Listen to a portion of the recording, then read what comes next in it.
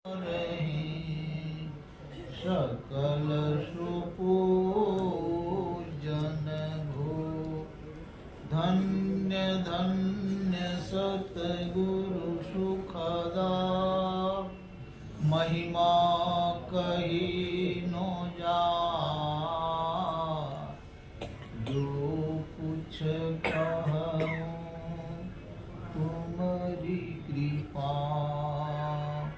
मौत कछु न बसा। श्री सद्गुरु महाराज की जय। अव्यक्त रूप में श्री सद्गुरु महाराज के चरण कमलों में कोटि कोटि प्रणाम। मन चासीन महात्मा गान आदरणीय सत्संग प्रेमी महानुभाव माता एवं बहनों, अभी आप लोगों ने बहुत प्रकार का उपमा को सुने। पुत्र को कैसे बनाना चाहिए, अपने को कैसे बनना चाहिए, बहुत तरह का बात सुनी।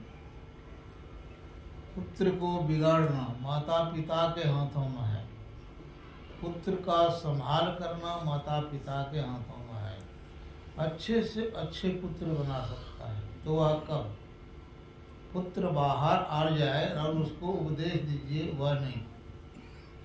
जिस समय वह माता के गर्भ में रहे उस समय उसको जितनी आपने बुद्धि देंगी और सब बुद्धि पर वह निर्भर रहेगा। अच्छे अच्छे यदि उसको ज्ञान देंगे तो वह ज्ञान वह भूलेगा ही नहीं। अंदर में जो ज्ञान उसको मिल जाता है वह भूलता नहीं। तो कहने का तात्पर्य यह है कि बाहर में भी वह निकलेगा तो वह वैसा ही ज्ञान होगा। एक व्यक्ति थे पूर्णिया जिला में, गांव के नाम अभी भूल गया, लाल बाबा नाम थे, बनौत राजपूत थे। बनौत राजपूत थे तो उनको समूचा रामायण सुनाया गया था।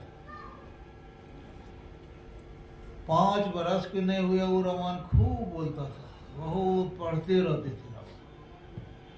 लेकिन ज्यादा दिन वह रहा ही नहीं, समूचा बदन हो गया उसको सफेद दाग और करीब करीब 30-32 वर्ष की उम्र में उन्होंने शरीर को पूरा कर लिया। तो कहने का तात्पर्य यही है कि पुत्र को संभालना, जब वह घर में हो उसको अच्छे अच्छे उपदेश देना चाहिए। सत्संग का, रामायण का, गीता का कुछ ना कुछ पढ़ाते जाइए। जो भी पढ़ेंगे उनको सब याद होगा वहाँ अंदर में। तो यह भी होगा कैसे? जो संस्कारी बच्चा होते हैं उन्हीं के लिए ऐसा होता है, सभी के लिए नहीं होता। अभी आप लोगों ने बहुत बात सुनी है, सुनिए, गुनिए, समझिए, समझाइए, दशा हृदय नहीं आता। वह दशा हृदय में आता ही नहीं है। क्यों नहीं आता है? पूर्व जन्म का जैसा संस्कार है वैसा संस्कार यहाँ पड़ता है। चाहे कितनों पढ़ लीजिए वह ज्ञान होगा ही नहीं। ज्ञान तो हो जाएगा लेकिन बाहरी ज्ञान होगा। आंतरिक ज्ञान जिनको हो जाता है उनको संसार तो फीका फीका लगता है, संसार का वस्तु कोई अच्छा ही नहीं लगता है। जो नर दुख में दुख नहीं माने, सुख स्नेह और भय नहीं जाके, कंचन माटी माने। वह कंचन को भी बराबर माटी के तुल्य ही देखते हैं। 2 व्यक्ति जा रहे थे, पति पत्नी। तो पति तो आगे जा रहे थे, पत्नी पीछे से आ रही थी। एक सोना का ढेला मिल गया, उसको पति ने उसको माटी में झांप रही थी। झांपने के बाद पत्नी आगे के क्या कर रहे हैं? तो एक कुछ था उसी को मैं झांक रहा था, देखा तो कहा सोना। अगर मिट्टी में मिट्टी देने से क्या लाभ होगा? तो उन्होंने कहा हमसे भी आपको बुद्धि तेज हो गया। हम तो इसको झांप रहे थे लेकिन आपने देख लिया कैसे, तो आपको भी और कहें कि मिट्टी में मिट्टी में मिट्टी डाल रहे हैं, तो हमसे तो बुद्धि आप ही की तेज हो गई। तो जिसका पूर्व जन्म का संस्कार है उसी को ये सब होता है, सभी को नहीं होता है। मानस जप और मानस ध्यान जो है यही नहीं हो रहा है, दूसरा और आगे कहाँ जाए? जैसे बहुत बड़ा दरख्त देखते हैं, उसका बीज क्या है?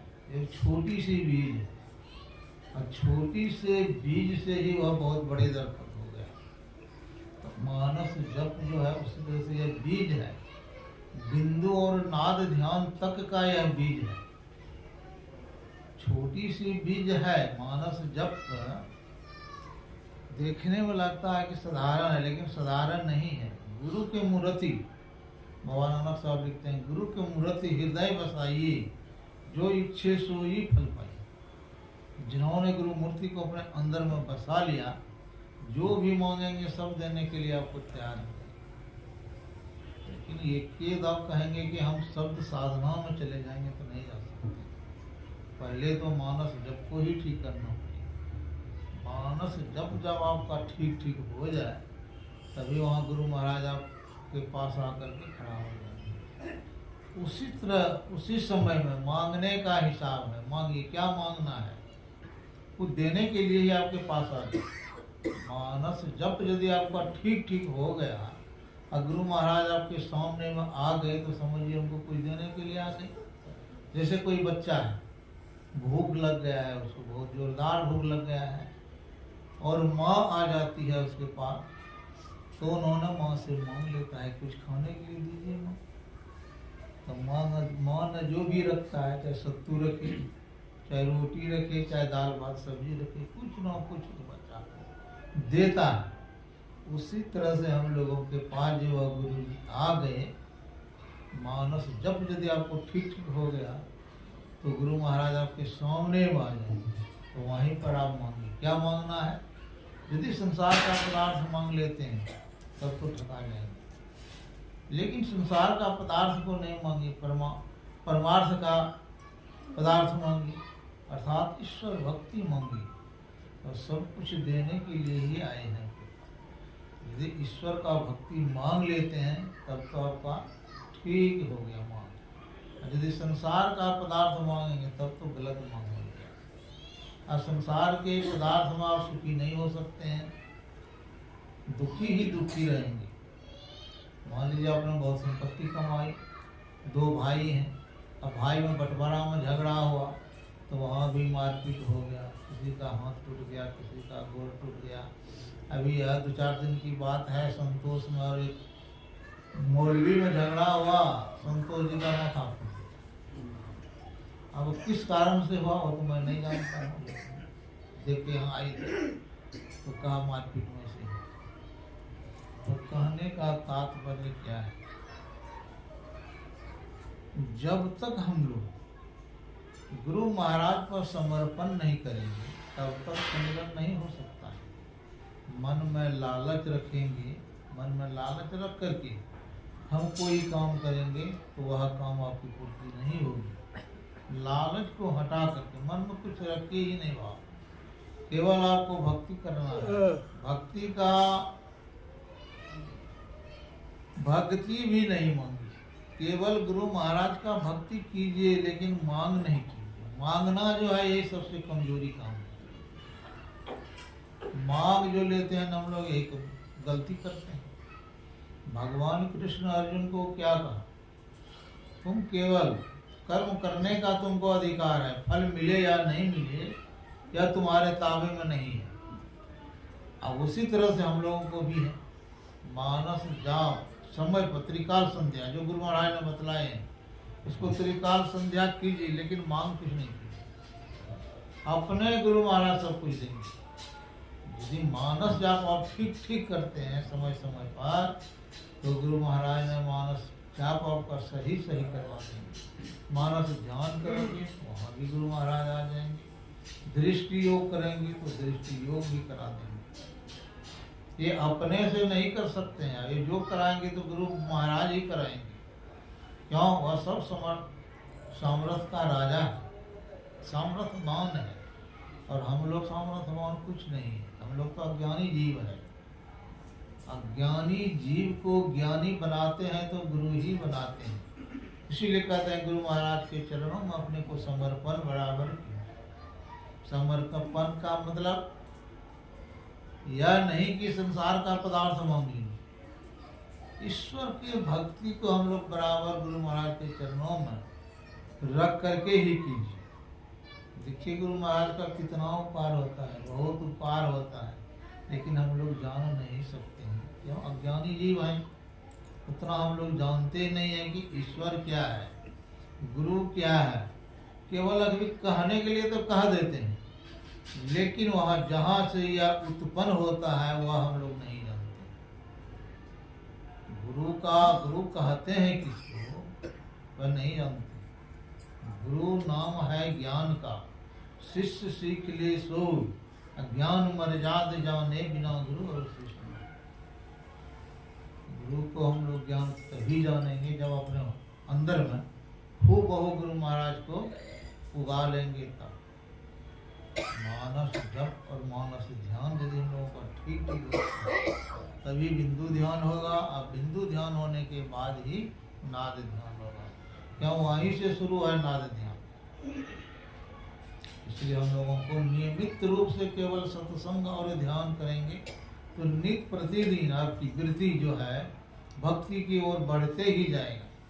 संसार से धीरे धीरे धीरे धीरे आपका मोहन हटने लगेगा, संसार अच्छा ही नहीं लगेगा, संसार फीका फीका लगने लगेगा, केवल भक्ति ही अच्छा लगेगा।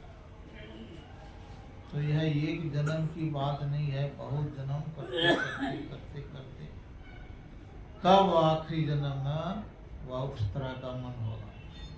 रामतीर्थ परमहंस जी महाराज, रामतीर्थ जी महाराज थे अमृतसर प्रोफेसर थे, उनको 2 लड़का थे। जब उनको वैराग्य हुआ तो उन्होंने पत्नी से कहा था कि हम अब घर में नहीं रहेंगे, अब हम ये संभालो, पुत्र को संभालो और जो संपत्ति है इसको संभालो। तो पत्नी ने कहा कि मालूम पड़ता है इससे कहीं आपको अधिक संपत्ति मिल रहा है। तो कहा हमको अधिक संपत्ति मिलेगा, तो वही संपत्ति मैं भी लेंगे, ये संपत्ति नहीं लेंगे। कल के वह संपत्ति तुम नहीं ले सकती हो। कल के क्यों? कल के तुमको 2 बच्चा है, कल के बच्चा को मैं पीहर में धराऊंगी, नैहर में धराऊंगी। कल के नैहर में धराओगी फिर भी तुमको आसक्ति होगी बच्चे पर। कल के तब क्या करें? कल के बीच बाजार में इसको छोड़ दो और तब तुम चलो। उन्होंने वैसा ही किया, दोनों को वैराग्य हो गया, पुत्र के प्रति धन के प्रति सब छोड़ दिया। अब बीच शहर में जाकर के छोड़ करके दोनों निकल गए। यहाँ हरिद्वार आए तो हरिद्वार आने के बाद कहते हैं कि हम अब जाएंगे उत्तराखंड, तुम चले जाओ दक्षिणाखंड। उसको दक्षिण भेज दिया और उन्होंने उत्तर में गढ़वाल में जाकर के उस भक्ति को उन्होंने प्राप्त किया। प्राप्त करने के बाद उन्होंने सोचा कि यदि हम रहेंगे तो जलाएगा तो फिर वहाँ समाधि बनाएगा, फिर ईंटा पत्थर का इन लोगों ने पूजा करेगा। इसलिए उन्होंने गढ़वाल में कूद करके अपना जीवन को समाप्त कर दिया। जीवन समाप्त करने के बाद में भी लाश तो इन लोगों ने छांक लिया, लेकिन समाधि नहीं बनाया। दुखड़ाव दे करके अभी उनका पूजा करता है। 7 दिन का वेदांत सम्मेलन वहाँ उन्होंने लोगों ने करते हैं, बहुत दूर दूर के लोग वहाँ समझ करते हैं।